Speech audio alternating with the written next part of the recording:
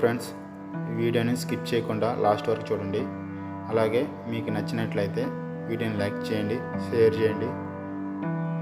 మీరు ఈ channel first time చూస్తున్నారంటే కొంచెం సపోర్ట్ చేస్తూ ఛానల్ని సబ్స్క్రైబ్ కూడా చేయండి. మీ ఫ్రెండ్స్ కూడా షేర్ చేయండి.